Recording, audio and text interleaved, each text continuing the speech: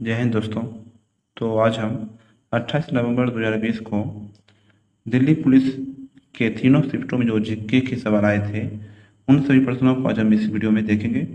तो पहला सवाल है, भारत की निम्नलिखित जनजाति में से कौन सी जनजाति वनेश्वर त्योहार मनाती है? तो भील जनजाति। भारत की निम्नलिखित जनजातियों में से कौन सी जनजाति वनेश्वर त्योहार मनाती है? तो भील जनजाति। अगला सवाल है,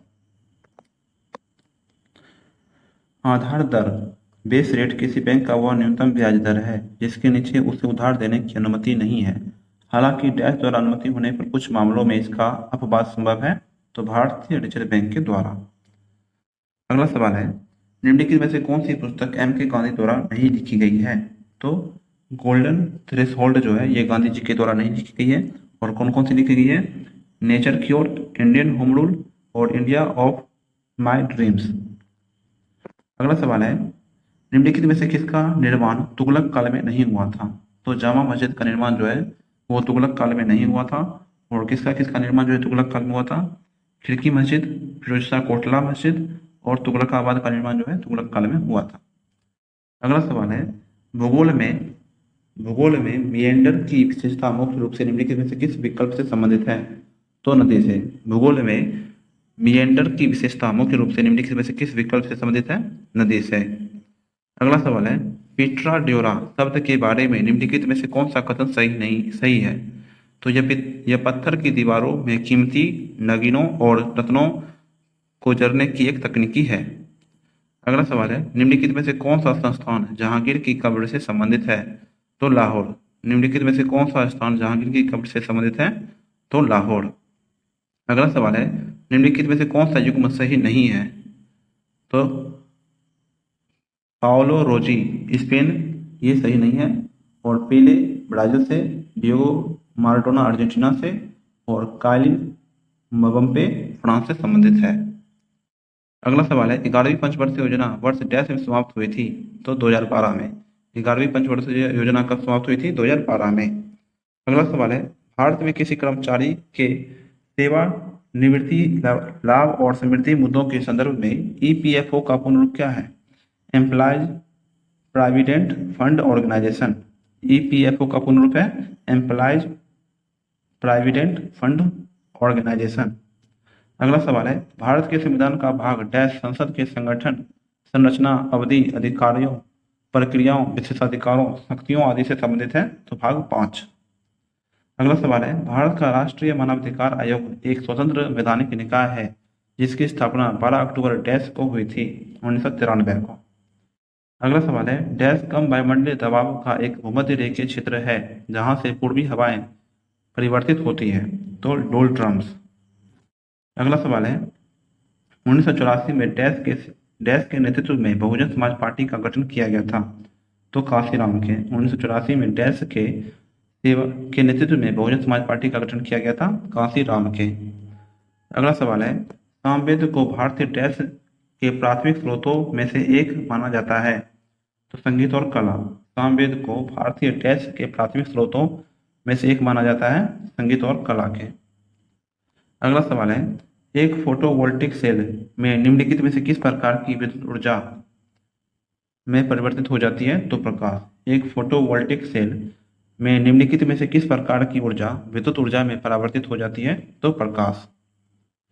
अगला सवाल है, किसी भी अंतर्राष्ट्रीय फुटबॉल मैच में अतिरिक्त समय के लिए कुल विनिमय समय अवधि कितनी होती है? तो 120 मिनट।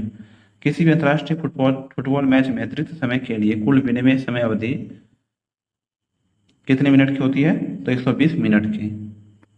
अगला सवाल है, वास्तुकला की सर्की शैली किस आधुनिक राज्य से संबंधित है?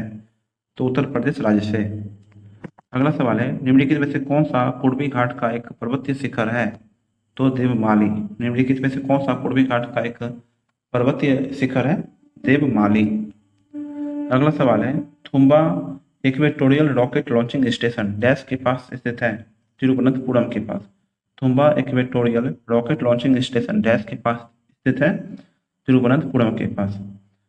और अगर आपको इसकी पीडीएफ चाहिए दोस्तों तो आप मेरा टेलीग्राम चैनल ज्वाइन कर लीजिए। वहाँ पे आपको जो है मेरी सभी वीडियो की पीडीएफ फाइल मिलती रहेगी।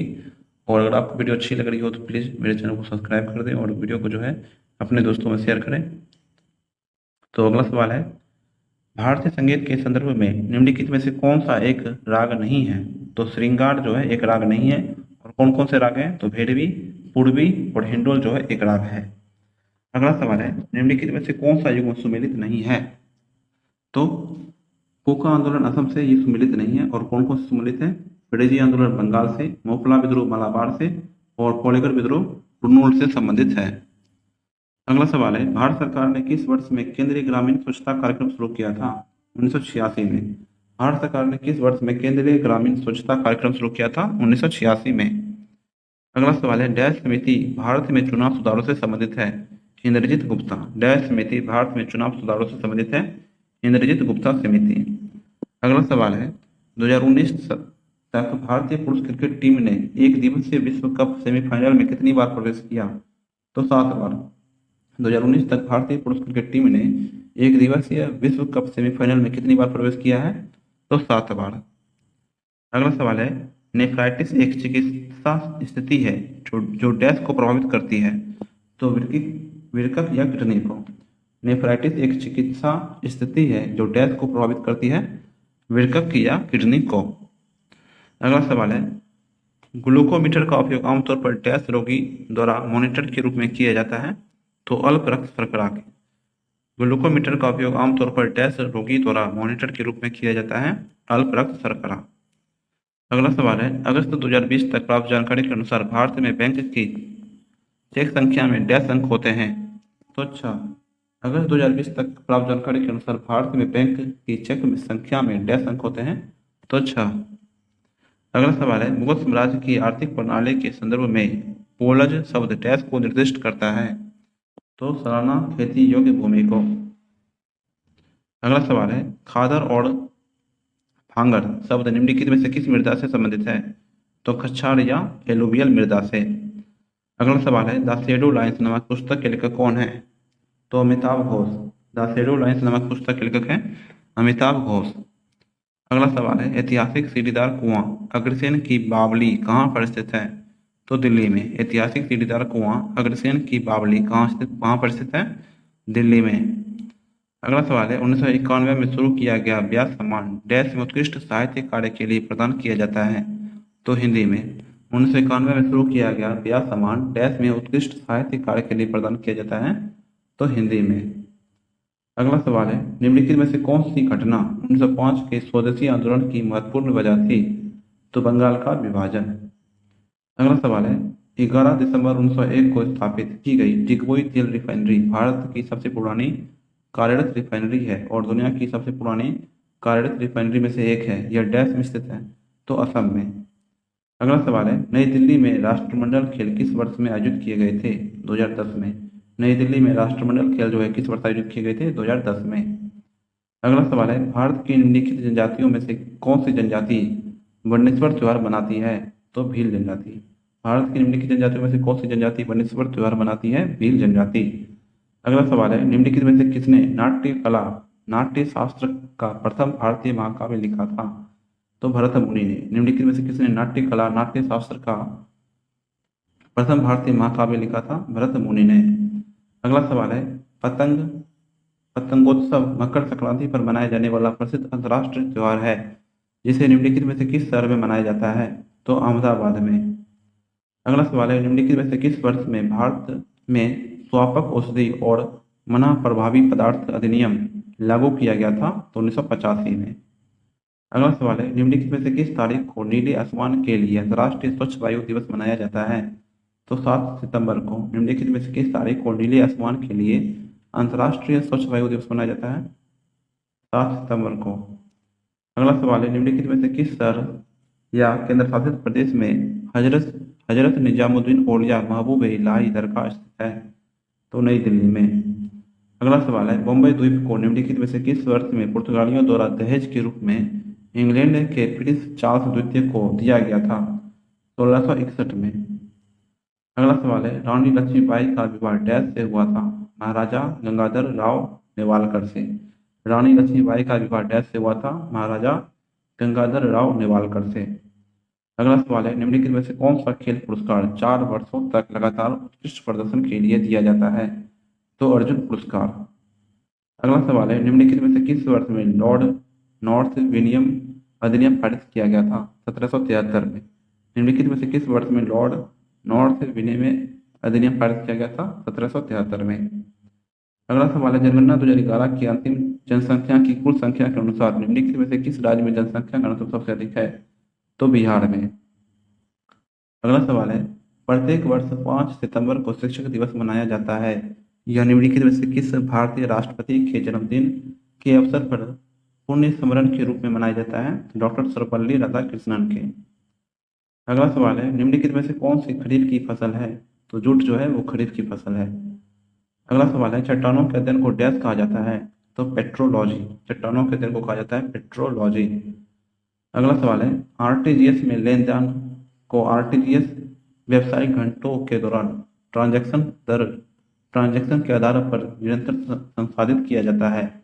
आरटीजीएस का पूर्ण रूप क्या है? Real time gross settlement. अगला सवाल है, मौर्य प्रशासन में सीमा शुल्क और टोल संग्रह करने वाले को किस नाम से जाना जाता था? तो शुल्काध्यक्ष के नाम से, शुल्काध्यक्ष।